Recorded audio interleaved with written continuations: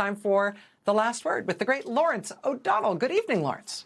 Good evening, Rachel. We have both senators from Arizona tonight, Mark Kelly and Ruben Gallego. And as you know, Senator Kelly striking back at Pete Hegseth today, filing a lawsuit against Hegseth today, making Hegseth a defendant now on their issue. And Senator Elizabeth Warren's going to join us. And she was already going to join us. We already had that arranged before she got her very first phone call ever today from, guess who? Oh, is it bad or is it good? You tell me. Donald Trump.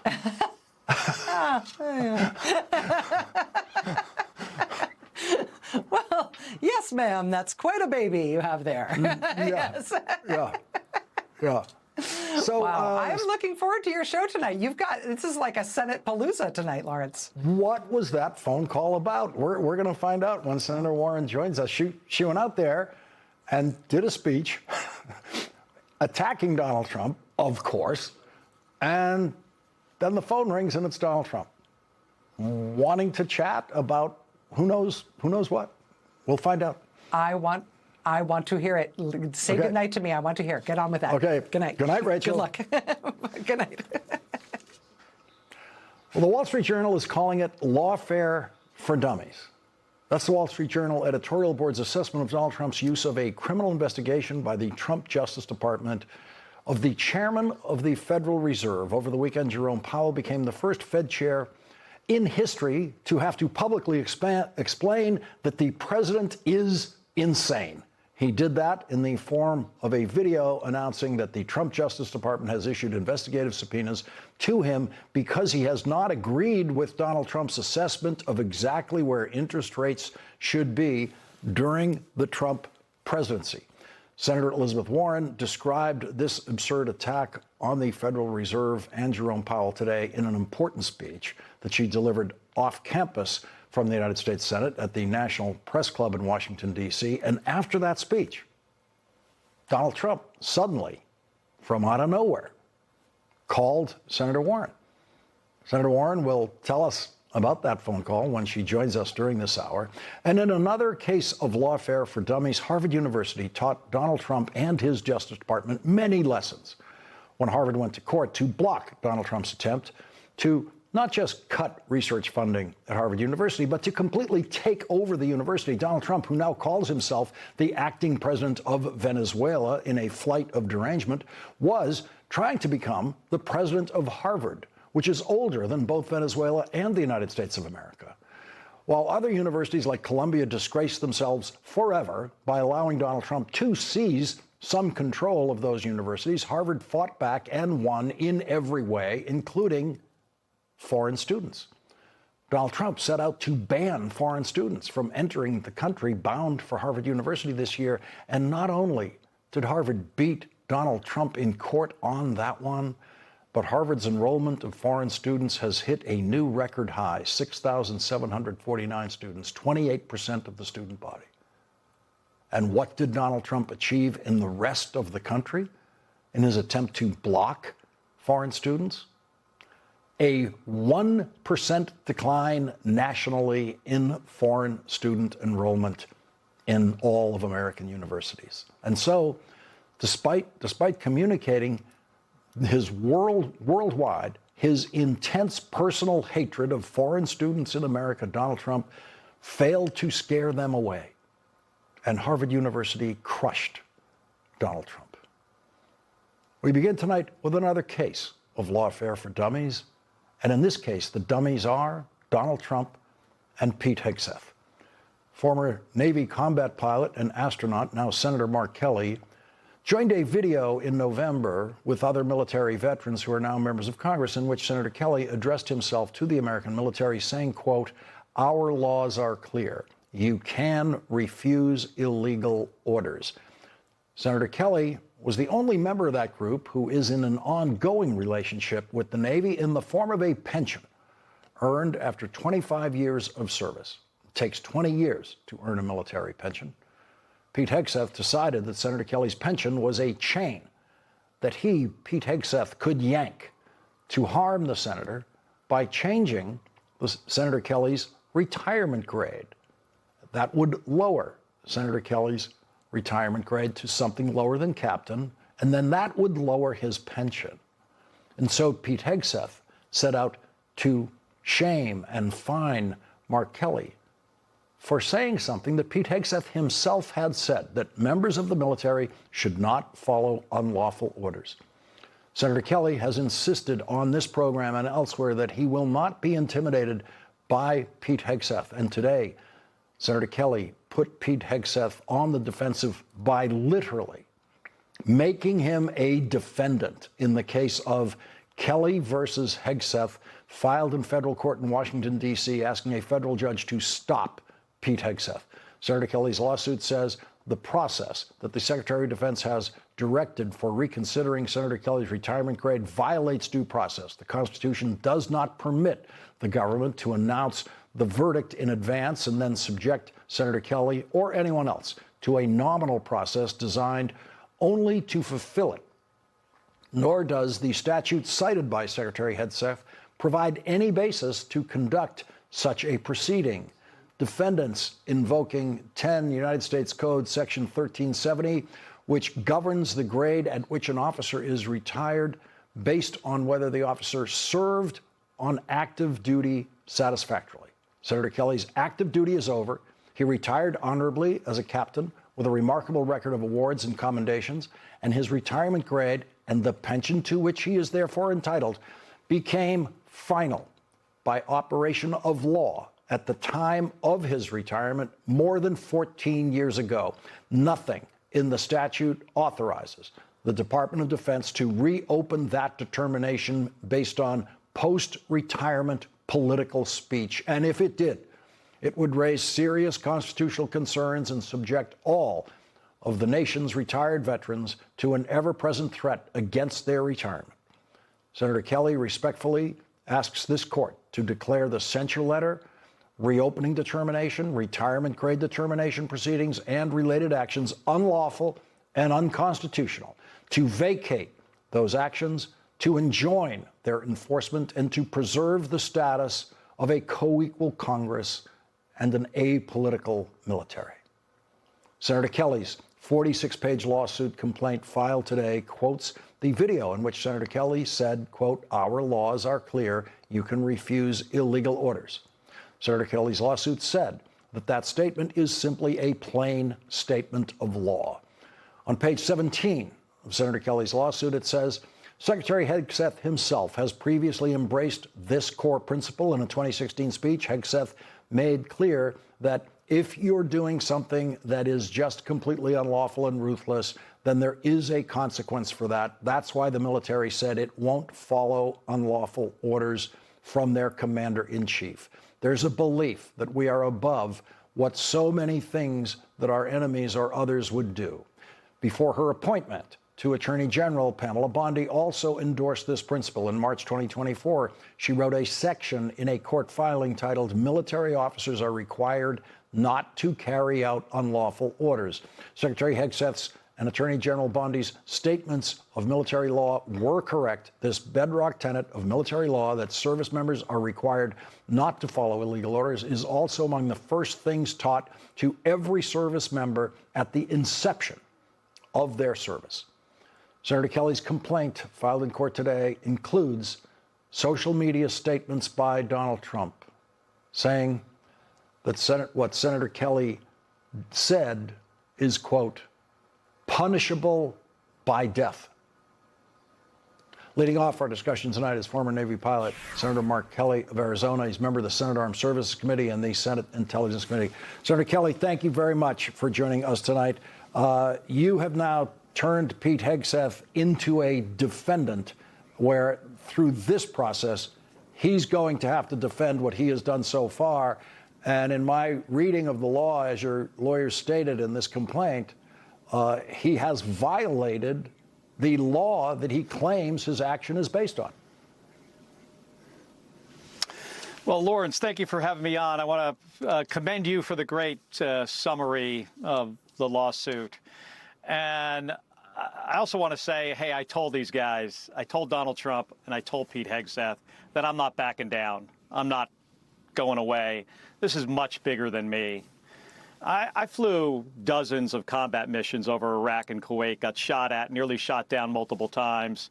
I flew in space on the space shuttle 4 times. I've served this country for 25 years. I did not expect that after all of that service and then continuing my service in the United States Senate, that I would one day have to sue the Secretary of Defense for violating my constitutional rights, my rights of freedom of speech, but also due process and separation of powers rights. But, you know, this is much bigger than me. What I really worry about are the other veterans out there, you know, that don't have a platform like I do, don't have the right to speak on the Senate floor. Where are they going to be with this administration if they decide to speak out? So, you know, that's really the reason for my action today. I had to file this lawsuit because I need to be standing up for all Americans, not just myself. You know, I've been waiting for this. I mean, you've made it clear here and elsewhere in the Senate floor that you will not back down from anything that you've said. You will keep advancing the ideas that you want to advance. But it seemed to me that surely there was a legal maneuver. Surely there was something. And now, having read these 46 pages, now I get it. Now I see exactly what Pete Hegseth thought he was doing, and I can see exactly the case your lawyers make that it is completely illegal. This is something a judge could simply summarily rule to be illegal. But when I look at it, I think, who else could do this? Who else, without the resources a United States senator could bring to a moment like this, could do this? If they were doing this to someone with less access to legal counsel, that person wouldn't have a chance in a situation like this. Well, think about that for a second. Think about the 100-year-old World War II veteran that might be out there and just decides to start saying stuff and speaking out because he feels like he's got some grievances or something to say about what this government is doing. Where's that guy going to be if he has the full force of the Department of Defense coming after him?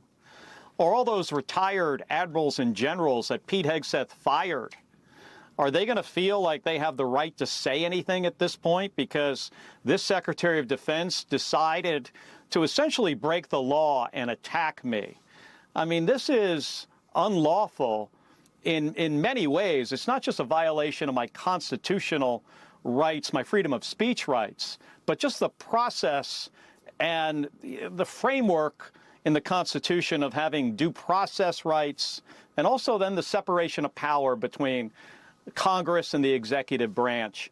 I mean, they have come at this unlawfully from many different angles. When this story broke, I said here, if you're going to go after Senator Kelly or anyone else for saying this, you have to go up to West Point and fire all those professors who've said it every year, multiple times a year. You have to go to Annapolis, fire all those professors, all those Navy professors, the Air Force Academy, everywhere. You have to go to every military base and fire every training official in the American military who has told the American military repeatedly that you should not follow unlawful orders. You seem now to be getting that message across even more loudly than you could have just with the release of that video. Oh, 100%. I mean, we didn't think that the president would say anything about that video. You know, if he did, he might say, well, of course you shouldn't follow illegal or unlawful orders. At West Point, by the way, I hope that person that's going up there to fire people at West Point walks by the plaque where it says when the law and orders are in conflict, you follow the law. Every West Point cadet has seen that plaque there. There are other versions of that. This is something that every member of the military is trained on early in their career.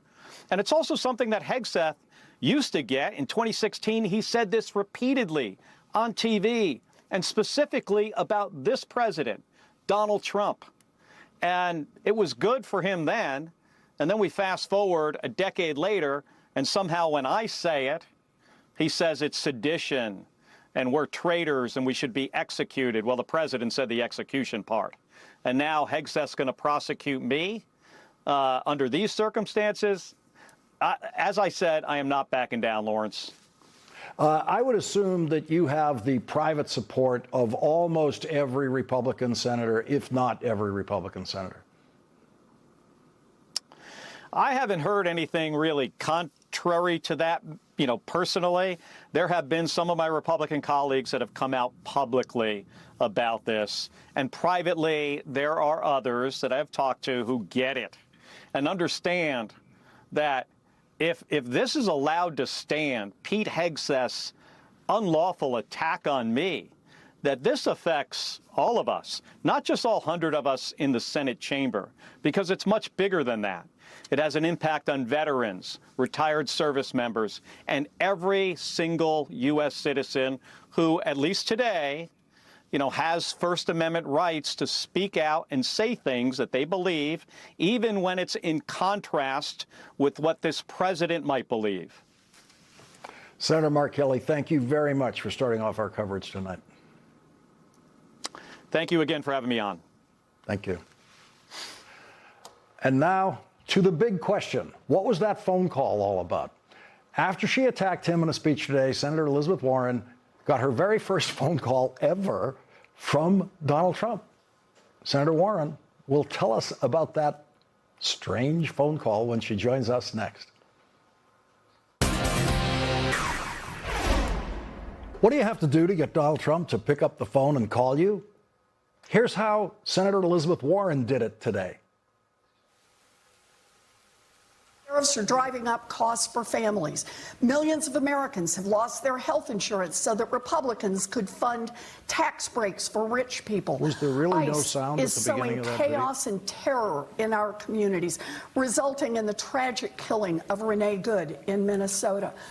And Donald Trump's view of the First Amendment is that he gets to say whatever he wants, and he gets to use the power of government to silence, extort, bankrupt, or even prosecute anyone who criticizes him. Acting like a wannabe dictator that he is, Trump is trying to push out the chairman of the Federal Reserve Board and complete his corrupt takeover of America's central bank so that it serves his interests along with his billionaire friends. And he has invaded Venezuela to boost the profits of oil companies and has announced that he will run the country. Yeah, that's right. Senator Elizabeth Warren went to the National Press Club to deliver an important 20-minute speech on Democratic Party policies, which of course included repeatedly attacking Donald Trump. For years, I fought for a simple, free government tax filing system so nobody has to pay a couple of $100 just to file their taxes. And every step of the way, the giant tax prep companies have thrown up roadblocks to stop it. And when the IRS finally built a free and wildly popular filing option for American taxpayers, the tax prep companies swooped in to kill it the minute that Donald Trump took office. In a response to a question after her speech at the press club, Senator Warren said this. Where is Donald Trump? Has he lifted a finger to move that bill forward in the House of Representatives? He sure knows how to get on the phone. When he doesn't like what they're doing over the Epstein files, he knows how to get on the phone when he doesn't like what somebody's trying to do over Venezuela. But is he on the phone to say, move that housing bill so that we can start right now today on expanding more housing in America? Nope. And shortly after that, Donald Trump did get on the phone, and for the first time in his life, he called Senator Elizabeth Warren. Joining us now, Senator Elizabeth Warren of Massachusetts. She's the top Democrat on the Senate Banking Committee, a member of the Senate Finance Committee. Senator Warren, I need to hear all about it. Are you in a car when the phone rings? Where are you? Is it a cell phone call? Go ahead. Set the scene. Let me say just a little bit more about setting the scene. I appreciate that you picked out long excerpts, but basically what I said in that first part was talking about where Donald Trump is. The urgency of Democrats must win in November 2026 if we're going to have any hope of putting some restrictions on Donald Trump.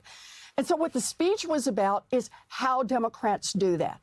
And the answer is we deliver on a populist agenda, that we make it clear that we understand that families are being pressed financially and that we have concrete proposals that are good, that will make a difference, and by damn, that we show we have some spine and that we're actually willing to get in there and fight for it.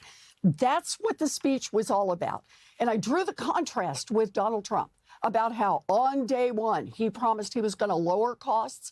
Here we are a year in, and the cost of groceries is up, the cost of housing is up, the cost of utilities is up, the cost of health care is up, all driven by Donald Trump and the Republicans in Congress and their policies. So I said, we need to hold those guys accountable and we need to deliver on lowering costs for American families. That's what the speech was about. We did a Q&A afterwards. We talked about Trump saying, well, he was going to put a cap on credit card interest rates. Talked about the fact that Trump says he's going to do things on lowering costs for families, but has not delivered and hasn't even given any indication that he's trying. I'm in the car, going back to my office afterwards, phone rings, it's Donald Trump. So did you recognize the phone number? Was it that White House No. switchboard number? Or? Actually, I almost didn't pick up because I didn't recognize the number. But I thought, 202, it's probably somebody here in Washington. And it was somebody here in Washington. So, I talked to him, but that's exactly what we talked about, is I talked about the importance of moving forward on lowering costs. Donald Trump says he wants to do a cap on interest rates on credit cards. I've been arguing for that for years. Then fine, let's get it done. He says he wants to lower housing costs. Hell, we've got a housing bill that is all about expanding the supply of housing, which is one of the most important ways we can start to bring down the cost of housing. It has passed the Senate unanimously. Why is it not law? Because it's held up by Republicans in the House of Representatives. Democrats are ready to go, but not the Republicans in the House. And Donald Trump hasn't lifted a finger to help move that forward. So, look, talk is cheap. I get it. What I want to do is I want to deliver lower costs for American families. And that's what Democrats are in this fight to do. So the White House issued a statement about this call saying President Trump and Senator Warren had a productive call about credit card interest rates and housing affordability for the American people, the official said. That strikes me, Senator, strategically as an attempt by the White House by Donald Trump, to try to get himself associated with you because he may believe that voters trust you on these issues more than him. Well, look, this is the deal right now. The White House is beginning finally to feel the heat that American families are in worse financial shape than they were when Donald Trump was sworn in a year ago. I'll just pick one on this, Lawrence. Did you know that foreclosure rates, mortgage foreclosure rates, people losing their homes, it's up 21% since Donald Trump was sworn into office? The American people have been telling us for years, election after election, that they want somebody to get in there and start unrigging that system. This economy keeps working better and better and better if you start out as a millionaire, and even better if you start out as a billionaire. But it's not working for hardworking families. I don't always agree with James Carville, but he said just about a month or two ago, he said it was clear even to him that Democrats need to run on the most populist agenda since the Great Depression. And if we're really going to win this election in November 26, that's exactly what we've got to do. We've got to run on a populist agenda. We've got to show we've got the backbone to fight for the really tough ways to make changes in this system, even if those changes do not appeal to our billionaire donors and our CEO corporate friends. We got to be Democrats again. You know, the Democrats who delivered Social Security and Medicare, the Democrats who delivered minimum wage, the Democrats who delivered legal rights for unions, the Democrats who delivered health care coverage for everyone and home ownership opportunities for veterans and for first-time home buyers. We've got to be the people who make the concrete offers about the changes we're going to make and show that we're willing to get in this fight to get it done, because we got to win in November. Senator Warren, we're going to squeeze in a commercial break here. When we come back, I want to ask you about Donald Trump's Justice Department investigating the Fed chair. This is something we've never seen before.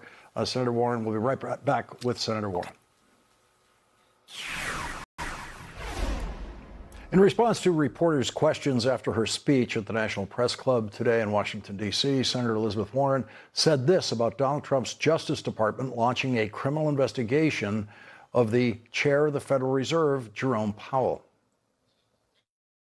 Now, this is a question about weaponizing the Department of Justice right out in plain view in order for Donald Trump to try to have a chance to take over the Fed as quickly as possible so that he can make political decisions that he thinks will help him rolling into the 2026 election, even if it has disastrous long-term consequences for our economy and also for our economic structure. Back with us, Senator Elizabeth Warren. Senator, did Donald Trump talk about Jerome Powell today when he called you on the phone? No, we were on cost, but listen to the heart of that, because Donald Trump understands there's an election coming up. I mean, he's focused on it. And what he's doing is he's looking around, realizing that he's in a lot of trouble on the home front, on what's happening to the economy, on how stressed financially that most families are, how he has betrayed those families. And so Donald Trump is scrambling. He's scrambling to say, yeah, he's somebody who cares about lowering costs. He's also scrambling to see if he can get control over the Fed so that he can juice the economy by flooding it with a lot of cheap money, lowering the interest rates. That's what's going on here. But Lawrence, that's why this moment is so important. It's why I gave this speech today in January, because this is when we build the structure to be able to beat Donald Trump next November. You know, last week, I just gave away a little over $400,000 to 23 different state Democratic parties to help them build their infrastructure. These are all places where we have competitive democratic elections. And that's what we've got to be doing. We got to build the structure. We got to win up and down the ticket. And we do that by having the right agenda, by fighting for it, and by starting right now. So I want to say to anybody who likes that idea, who's listening, go to ElizabethWarren.com and pitch in another $10 for us so we can actually be in this fight with both feet, starting right now in the middle of January, and make it work all across this country. Because believe me, it is up to us to put some restraints on Donald Trump and to make this economy work, not for Donald Trump's billionaire friends and oil buddies, but to make this economy work for the American people. We got an important campaign announcement for the Senate. Mary Peltola running in Alaska today. And that opens up the possibility of 4 Senate turnovers now, because that makes that a really a possible pickup for Democrats. If Mary Peltola wins, if there's enough Democratic victories across the board, you become the next chair of the Senate Banking Committee. And how does that change things? Well, look, it means that we no longer have people in control who just bow down to Donald Trump. It means that his nominees just don't automatically make it through. It means that you don't get sign-off on $1 trillion tax cut for billionaires. It means that we have the capacity in Congress to start to put some constraints on Donald Trump and to start to deliver for the American people. You know, there's a lot we can do in Congress if we have Democrats in the House and the Senate. And that is powerfully important. We can't afford to take this upcoming race for granted and say, well, you know, things are looking good overall. We'll just count on it rolling on through. We got to be in this fight, and we got to be in this fight hard, starting right now. Senator Elizabeth Warren, thank you very much for joining us tonight. Thank you for having me. It's always good to be with you. Keep that phone open all the time, ready to answer Yeah. whenever the call comes. Thank you, Senator. Coming up, and now it's Minnesota versus Kristi Noem, with the state of Minnesota filing a lawsuit today against Kristi Noem and the Department of Homeland Security. Senator Ruben Gallego, a member of the Senate Homeland Security Committee, will join us next.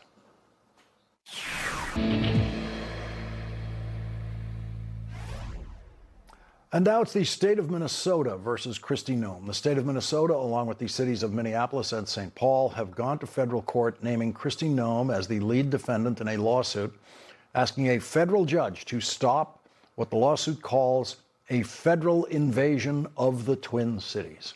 The lawsuit says defendants claim to have deployed over 2,000 DHS agents to the Twin Cities, a number that greatly exceeds the number of sworn police officers that Minneapolis and St. Paul have combined. Operation Metro Surge is, in essence, a federal invasion of the Twin Cities. In announcing the lawsuit against Kristi Noem, Minnesota's Attorney General Keith Ellison said this. These poorly trained, aggressive, and armed agents of the federal state have terrorized Minnesota with widespread unlawful conduct. They're making unconstitutional arrests and using excessive force. DHS agents have barged into restaurants asking to access secure areas, and when asked to present a warrant, which is required by law, they respond, "We don't need one." DHS agents have arrested peaceful bystanders. They have fired chemical irritants at people obeying lawful orders while exercising their First Amendment rights. They have even done so at some of our most sensitive places, like Roosevelt High School here in Minneapolis. They have detained law-abiding citizens, leaving them handcuffed for hours, just because of the color of their skin, or what they're wearing, or they speak English with an accent. And on January 7th, 2026, a DHS agent shot and killed Renee Nicole Good, leaving her children without a mother and her 6-year-old son without either parent. The deployment of thousands of armed, mass DHS agents to Minnesota has done our state serious harm. This is, in essence, a federal invasion of the Twin Cities and Minnesota, and it must stop. When Donald Trump went on a hiring spree for ICE agents last year, he had to find thousands of unemployed people who would suddenly become capable law enforcement officers. Donald Trump's Homeland Security Department recently announced $50,000 hiring bonuses for ICE agents. $50,000 bonuses for people who might be otherwise unemployable. The truth of law enforcement training is that the training classes at the beginning of a law enforcement career have much less of an effect on the behavior of law enforcement than the on-the-job training that new officers receive from veteran officers on patrol with them.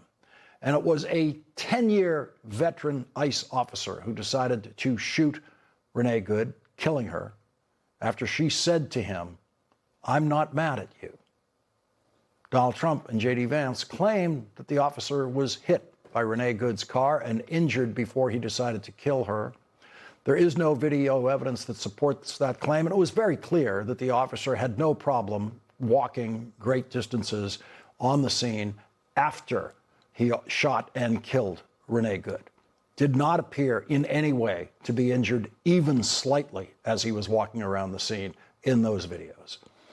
And in a social media post, our next guest, Senator Ruben Gallego, challenged J.D. Vance's false version of the event, saying, When did it become proper weapons handling to have your cell phone in one hand and your gun in the other? No law enforcement ever trains to get in front of vehicle, and why did he continue to shoot even after she drove away? A U.S. citizen died, and the VP is trying to justify it. Joining us now is Democratic Senator Ruben Gallego of Arizona. He's a member of the Senate Homeland Security Committee. Senator, thank you very much for joining us tonight. I was really struck by your view of the incident itself, where, shockingly enough, the officer's using two hands, two different trains of thought, holding a camera a cell phone camera in one hand, and then reaching for his handgun with only his right hand, only one hand, and then trusting the judgment that he makes in that kind of off-balance, divided attention situation. Well, look, Lawrence, this is personal to me. I had to deal with very serious situations when I was in Iraq, involving vehicles, involving very sticky situations where I did not know if I had to shoot or not shoot, if I had to shoot to keep myself alive and keep my Marines alive, and if I shot, was I going to kill an innocent person? That is a lot of pressure. That is a lot of responsibility. What type of man decides to walk around with a phone camera and at the same time trying to make life and death decisions, and then decides to make life decisions and then pump one bullet in that may have been forward facing, but clearly the other two were on the side?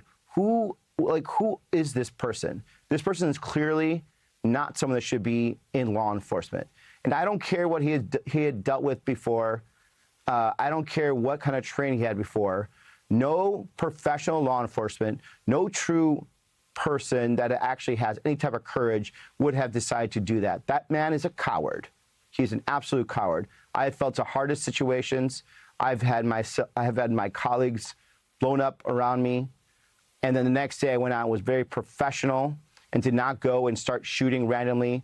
Certainly not at other Americans, and certainly this man was not in a war zone. And the fact that this administration allows these men and women that are acting like absolute cowards, and they are bullying fellow Americans and breaking all these civil liberties in the process of just trying to strike fear. This is not about immigration enforcement anymore. It's about striking fear and trying to suppress the citizens of Minneapolis. That's all that's happening right now. When you mention your combat situation, which is so profoundly pressurized, and the need to be careful there, the concern that you brought to that level, we didn't see that kind of concern on that street in Minneapolis. And the other point you're stressing is the second and third shots are clearly taken from beside the car when there is no danger to any Absolutely. ICE agent at all.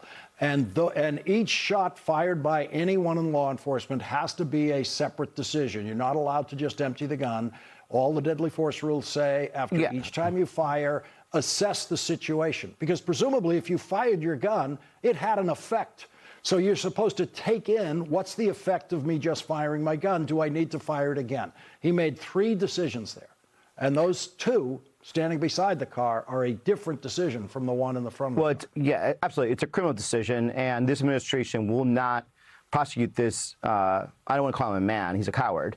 But at some point, whenever this administration is done, I hope the state of Minnesota will actually prosecute him for murder. It's clear that man committed murder. And it's clear that that man has some level of issues that he feels he has to empty, his gun sideways into a woman that was no longer a threat to him. But the reason why he is doing this is because, and the reason you see all these ICE agents acting the way they are, the Border Patrol acting the way they are, is because they know that there's no accountability. They know that nobody from the Trump administration is going to hold them accountable, so they just do whatever they want. There's a difference between our local police, who, I think people have a lot of complaints, but 99% of local police are actually very well professional. They're trusted, and it's because they're trained well. They don't go through the hasty training that these guys went through, And number two, they know there's a level of accountability. They have to answer to the police chief. They have to answer to the local populace, and they have to answer to a city council. These guys know that, Donald Trump, J.D. Vance, and all these guys are going to make excuses for them, even when they literally murder an American. They literally murdered an American. What happened that day was absolute murder. It was unjustified, and that police officer should be in jail. That ICE officer should be in jail. And local police, as you mentioned, do not wear masks to try to hide who they are Right. while they're doing their Absolutely. they're doing their job. I didn't wear a mask in Iraq. Right. Senator Ruben Gallego, thank you very much for joining us tonight. Thank you. We'll be right back.